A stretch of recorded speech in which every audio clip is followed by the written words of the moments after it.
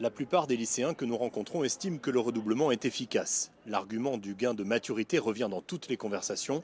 Les mesures annoncées par la ministre de l'Éducation prévoient pourtant un meilleur accompagnement des élèves en difficulté, mais les jeunes n'y croient pas.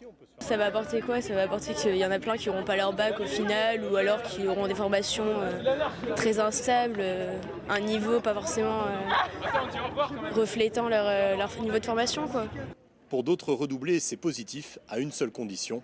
Il faut beaucoup d'enthousiasme de la part de l'élève et surtout pas qu'il considère cela comme une sanction. Le redoublement, ça peut aider si l'élève il est motivé à faire une bonne année. Mais après, si c'est pour passer un an à pas travailler, c'est une année de perdu, je pense. Il faudrait renforcer les mesures pour aider les élèves en difficulté de façon à leur éviter justement d'échouer. Maintenant, il faut des moyens et je ne sais pas si les moyens seront mis à disposition.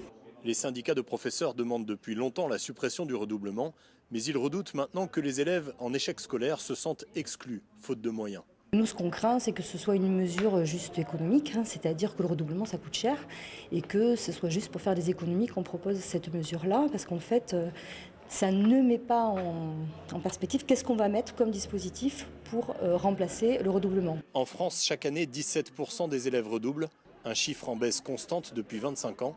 Dans les années 80, près de la moitié des jeunes redoublaient au moins une classe dans leur scolarité.